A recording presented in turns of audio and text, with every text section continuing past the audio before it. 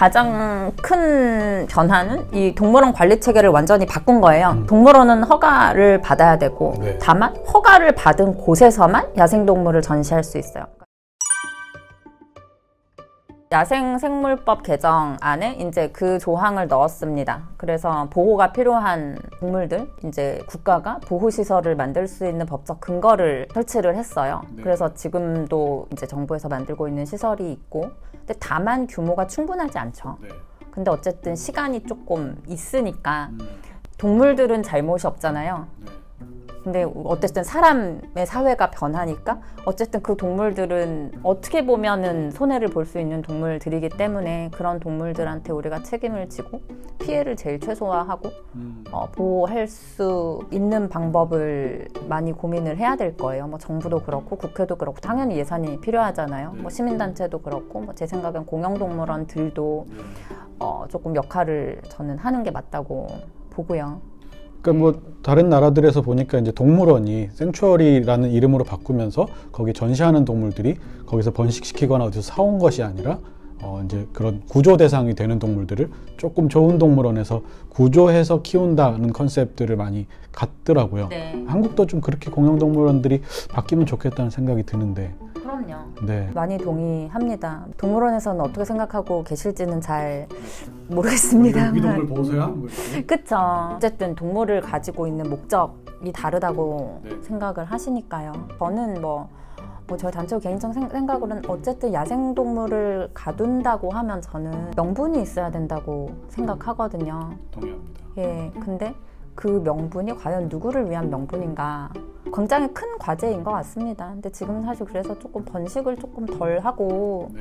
이제 장기적으로 봤을 때는 이런 동물들한테 어쨌든 집이 필요한 야생동물은 계속 생길 거거든요. 네. 앞으로도 그런 동물들한테 좀 집을 주는 동물원들이 늘어나면 좋을 것 같습니다. 사실 공영동물원들은 뭐 이익을 내거나 막 그런 데는 아니라서 어쨌든 그런 것이 공익적 목적이라면 네. 그런 일들도 할 수 있으면 좋을 것 같네요. 고래류 같은 경우는 어차피 지금도 전시가 금지돼 있거든요. 시행령 시행규칙 개정되면서 이 잔인한 방법으로 포획된 동물은 어차피 수입을 못하기 때문에 근데 이제 이것을 명확하게 법에 명시적으로 이제 뭐 그런 전시로 인한 스트레스로 인해서 폐사나 질병 감염의 위험이 있는 동물은 신규 보유를 금지한다예요. 그러니까 지금 있는 동물들은 계속 있는 것이고 앞으로 이 보유하는 동물 앞으로 보유하는 행위는 금지가 되는 거죠. 네. 근데 요 조항은 사실 지금 같은 경우는 고래목 같은 경우는 어쨌든 사회적 합의가 어느 정도 돼 있다고 보는 거잖아요. 가령 뭐 해외에서도 그렇고 이제 뭐 가령 코끼리라던가 그런 대형 유인원이라던가 이제 이런 데로 어떤 확장을 하는 것을 저는 필요는 있지만 어쨌든 사회적 합의라는 거는 굉장히 그렇고 지금 어쨌든 보유하고 있는 동물들이 있으니까 근데 일단은 아마 지금은 고래목에 대해서만 적용이 될 것이고요. 또 이제 뭐 가령 번식은 그런 금지를 왜 안 하냐 뭐 이런 지적이 있었는데 신규 보유거든요. 갖고 있으니까 전시가 아니에요.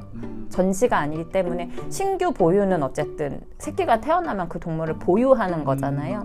그렇기 때문에 현실적으로 이것은 번식에도 해당이 된다고 해석하는 것이 타당하다고 봅니다. 네. 개정이 됐습니다.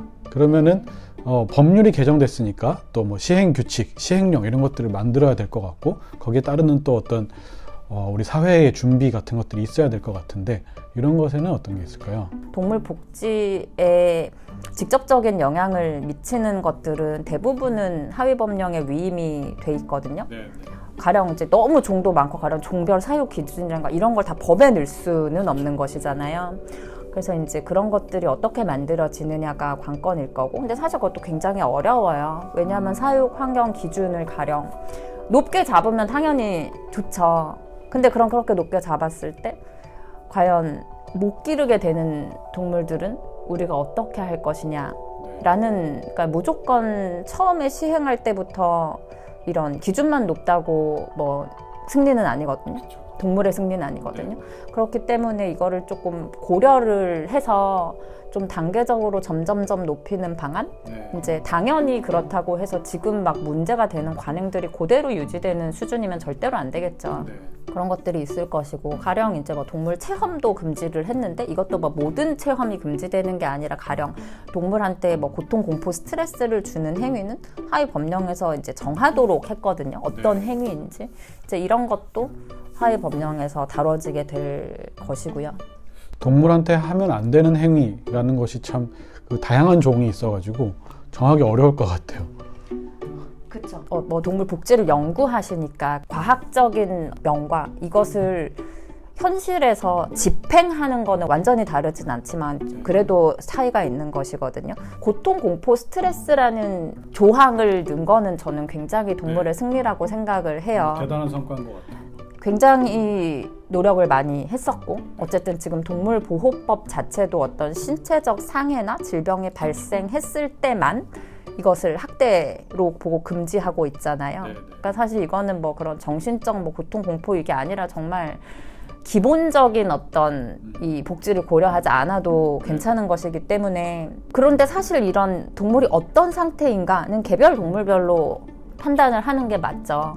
근데 법이다 보니 이것을 그냥 개별 동물별로 한 마리 한 마리 평가를 할 수 있는 현장에서 사람도 없고, 그러니까 이제 갖고 있는 틀 안에서는 어떤 행위를 정하게 된 거예요. 근데 이제 지금 우리가 계속 막 문제가 됐던 것들, 가령 체험동물원에서 그냥 아무렇게나 만지게 하고 사육사가 없는데 계속 뚫린 구멍으로 계속해서 현금으로 파는 당근을 급여를 해서 동물들은 당근똥을 싸고 뭐 이런 것들, 아니면 가령 뭐 벨루가 위에 막 올라타고 이제 이런 것들은 당연히 금지가 됩니다. 그런 거 금지하려고 만든 법이니까요. 근데 이제 가령 어떤 방법과 어떤 제한된 그런 통제된 상황 안에서 어디까지 동물과 접촉을 할 것인지, 그러니까 뭐를 허가할 것인지, 이제 이런 것들이 하위 법령에서 만들어지겠죠.